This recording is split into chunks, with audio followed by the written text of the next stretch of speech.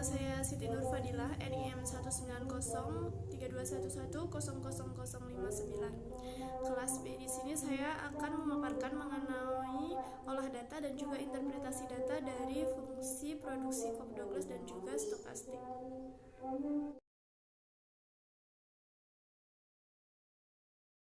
Baik, di sini saya akan memaparkan mengenai si Cobb-Douglas. Di sini saya memiliki data yang terdiri dari produksi jagung, benih, tenaga kerja, pupuk kandang, dan pupuk fosfat. Yang pertama yaitu saya mengalihkan data yang telah dikirimkan oleh Ibu Nurki dengan NIM saya. Diperoleh data sebagai berikut.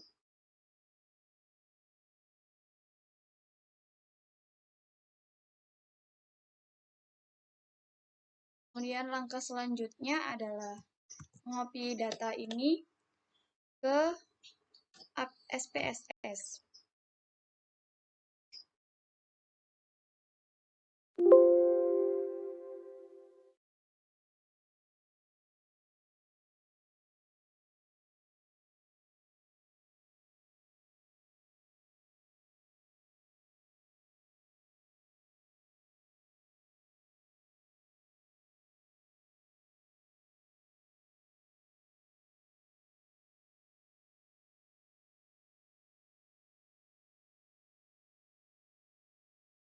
Selanjutnya kita buka variabel view dengan nama datanya kita namai produksi jagung yaitu dengan variabel Y.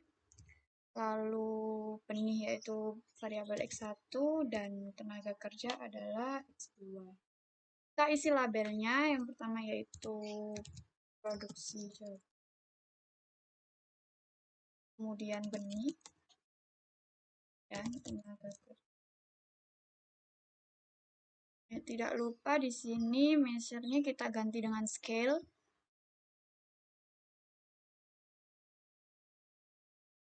Kemudian setelah kita mengganti variabelnya, kita akan mengelenkan data dari produksi jagung, benih, dan juga tenaga kerja. Yang pertama yaitu kita buka transform, lalu compute variable. Nah, di sini kita pilih menggunakan len. Kita cari len. Nah, ini. Lalu kita klik ini. Jangan lupa target variabelnya kita namai len Y. Karena kita akan mengelenkan produksi jagung terlebih dahulu. Kemudian, lalu kita klik OK. Langkah selanjutnya sama untuk mengelenkan X1 dan X2.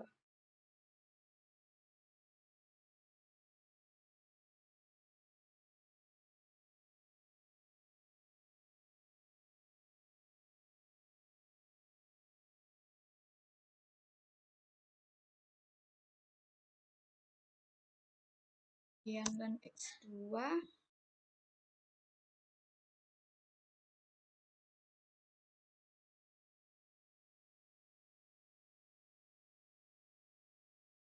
Setelah terdapat data len Y, len X1, dan len X2, selanjutnya adalah kita klik Analyze.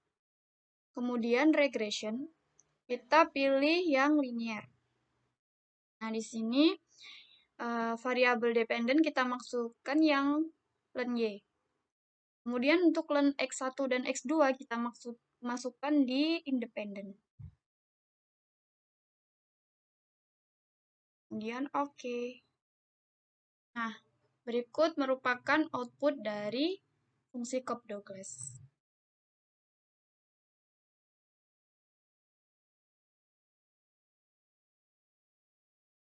Baik, di sini saya akan memaparkan mengenai fungsi produksi frontier stokastik, di mana saya memiliki data yang terdiri dari jenis data, produksi jagung, benih, tenaga kerja, pupuk kandang, dan pupuk fosfat. Langkah awal dari fungsi produksi stokastik ini adalah mengelenkan data dari fungsi produksi jagung, benih, tenaga kerja, pupuk kandang, dan pupuk fosfat. Di sini saya telah memiliki data yang sudah berbentuk len. Untuk kemudian kita semuanya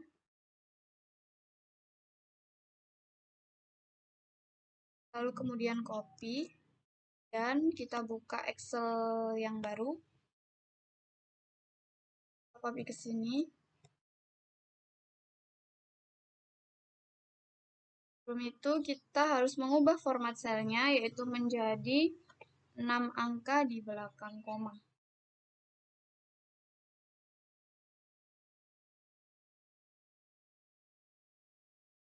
Setelah itu kita save.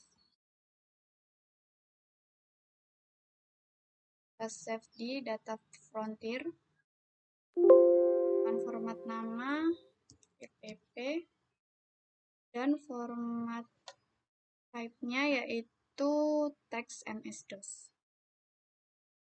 Kemudian save. Dan kita tutup tab-nya.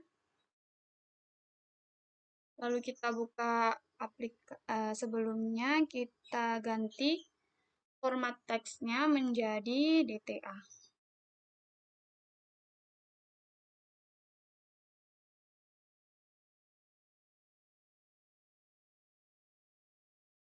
Kita rename ini menjadi DTA.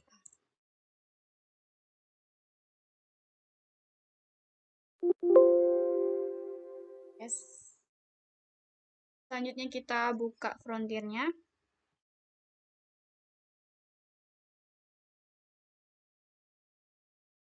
Kemudian kita isi. Ini adalah T. Kemudian ini 1. Lalu kita masukkan nama data kita yaitu epp.ta. Kemudian epp.out. Setelah itu ini 1. Kemudian Y. Kemudian cross section in the data yaitu 120. Lalu ini 1. Kemudian ini 120. Ini observation in total the data. Dan ini variabel bebasnya yaitu berjumlah 4. Ini Y. Kemudian ini N. Nah, ini telah muncul outputnya. Dapat kita buka. Seperti ini.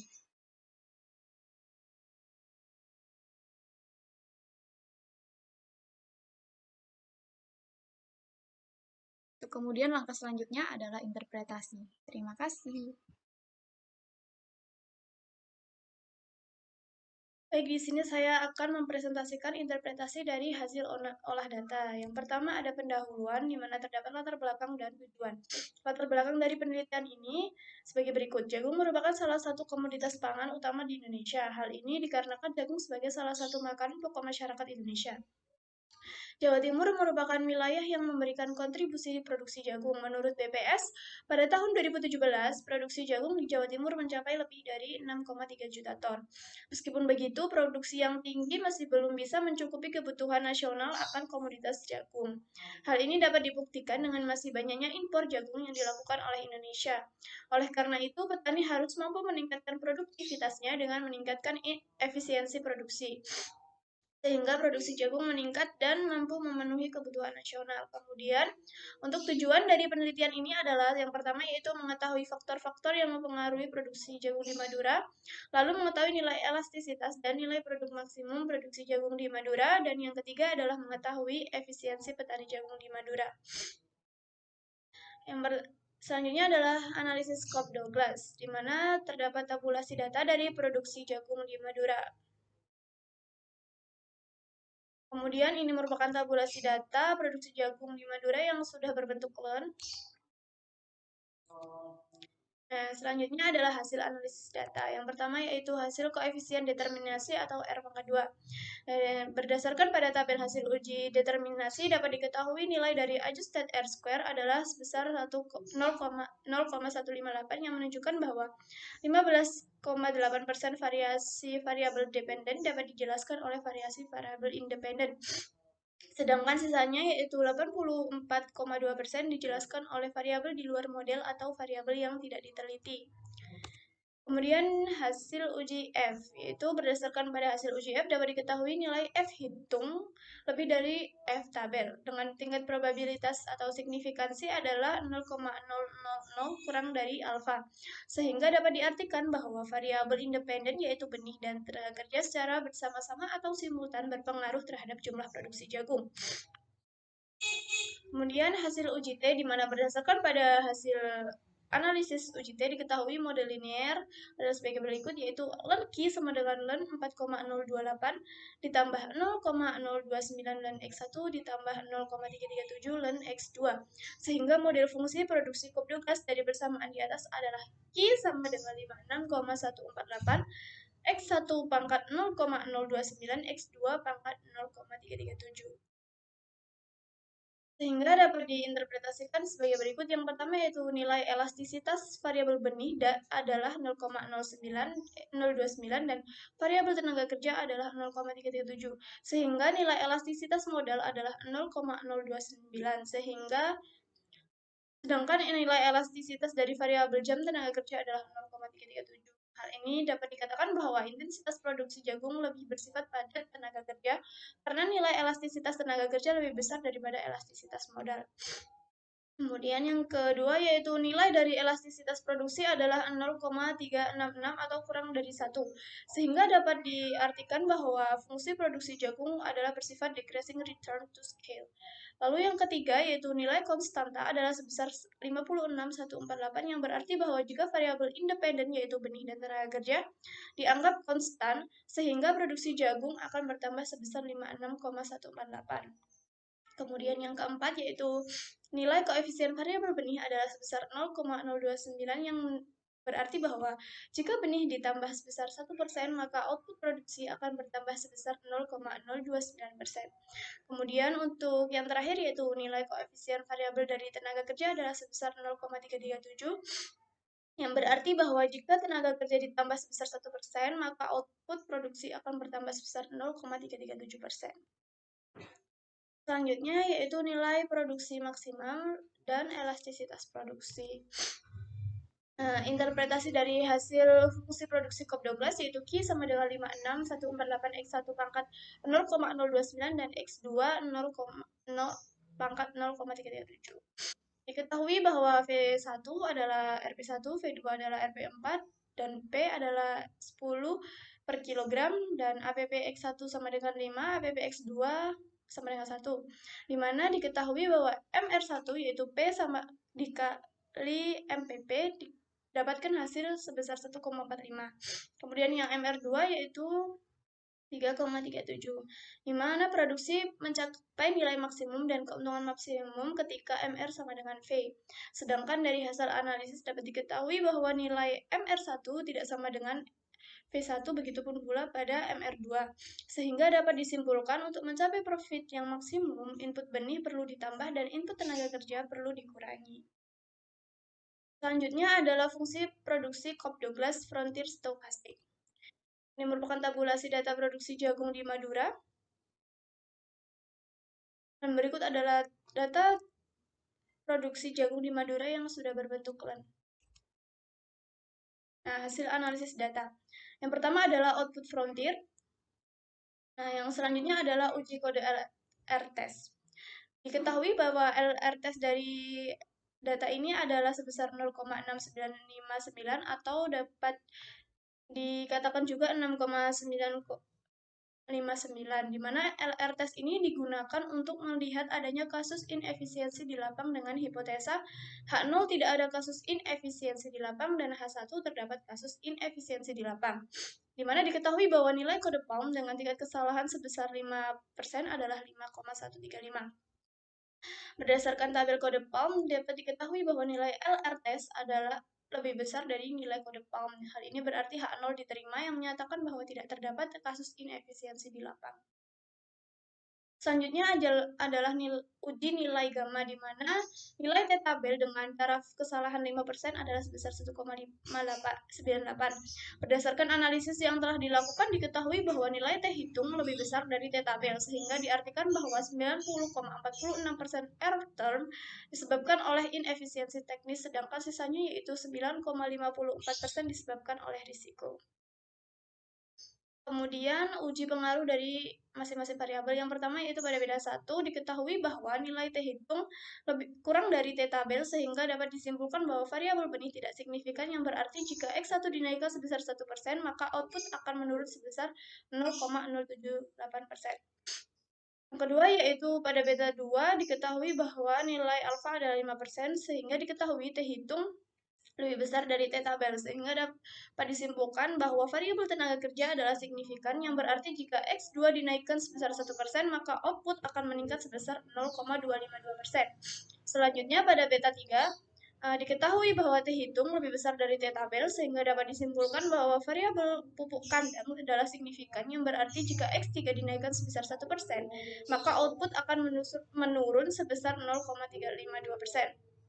Sedangkan pada beta 4 diketahui bahwa T hitung lebih dari T tabel, yang berarti bahwa variabel pupuk fosfat adalah signifikan, yang berarti jika X4 dinaikkan sebesar 1%, maka output akan meningkat sebesar 0,457%.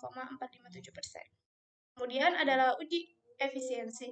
Dengan kriteria jika efisiensi teknis lebih dari 0,8, maka petani dinyatakan efisien secara teknis.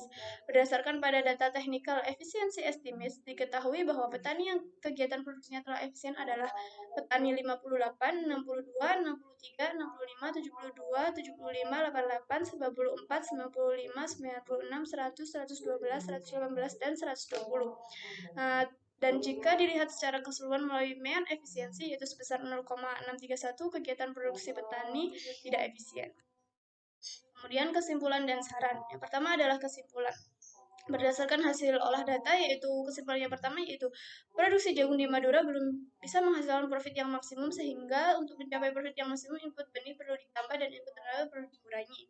Lalu yang kedua yaitu 90,46% error term disebabkan oleh inefisiensi teknis, sedangkan sisanya yaitu 9,54% disebabkan oleh risiko. Sehingga dapat dikatakan bahwa sebagian besar error term disebabkan oleh inefisiensi teknis. Kemudian kesimpulan yang ketiga yaitu secara keseluruhan efisiensi teknis petani dalam menjalankan usaha tani jagung di Madura masih belum efisien. Kemudian saran yang pertama yaitu untuk memperoleh profit yang maksimum, petani perlu menambah input benih dan mengurangi input tenaga kerja. Lalu yang kedua yaitu petani di Madura perlu meningkatkan strategi untuk meningkatkan efisiensi teknisnya, mengingat sebagian besar penyebab error term adalah inefisiensi teknis. Kemudian saran yang terakhir yaitu untuk meningkatkan produksi jagung, petani perlu meningkatkan efisiensi teknis dalam menjalankan kegiatan usahanya. Sekian yang dapat saya sampaikan, kurang lebihnya saya mohon maaf. Wassalamualaikum warahmatullahi wabarakatuh.